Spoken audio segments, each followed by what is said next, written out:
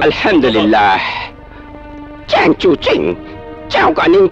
এই গাইল দিল না সালাম দিল, কিছুই তো বুঝলাম না। এই কারে লইছস? কথা বুঝি না, এতে ব্যবসা করুন কেমনে? কোনো অসুবিধা নেই স্যার, আমি আপনাকে সব বুঝিয়ে দেব। উনি হলেন চাইনিজ ব্যবসায়ী মিস্টার চিংচুং, আর উনি হলেন শেখ সুলাইমান। আসসালামু আলাইকুম। ওয়ালাইকুম আসসালাম। খারান, একজন একজন করে সারতে আসি, আগে চাইনিজটা লয় কথা কইলই। এইবার ক, চাইনিজ পার্টির কি মাল লাগবো? কিডনি কয় পিস? দরকার অনেক,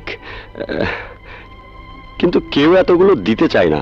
টাকা কত? তা 50 লাখ। মাল দিয়া যান, এক সপ্তাহ পর ডেলিভারি নিয়ে যান।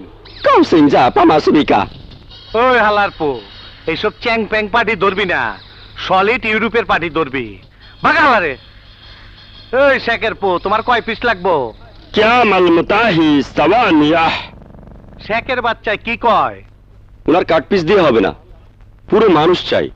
20টা ছেলে বিদেশে নিয়ে গিয়ে কিডনি খালাস করবে। দিয়া দে। দেশের সর্বোচ্চ সম্মান পেয়ে আপনার কেমন লাগছে? খুব ভালো, কিন্তু পুরস্কারটা আমারে দেওয়া মনে হয় ঠিক হয় নাই। কেন? আরে জনসেবা তো আমার কাছে নতুন কিছু না। আমার দয়ার শরীর, জনসেবা আমার রক্তের। মানুষের কষ্টের কথা আমার মন কান্দে। আমি ফুটপাতে শুয়ে থাকা লোকদের কথা ভাইবা রাইতে ঘুমাইবার পারি না। খাইতে গেলে টুকাইগো কষ্টের কথা মনে পড়ে।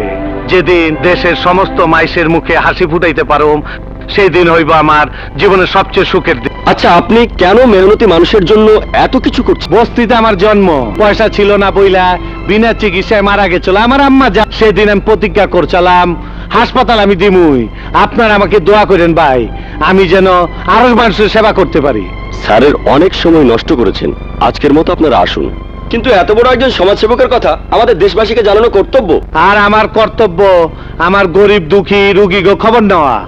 নেতা হনের শখ আমার নাই, আমি নীরবে দেশের সেবা করে যেতে চাই। আসসালাম।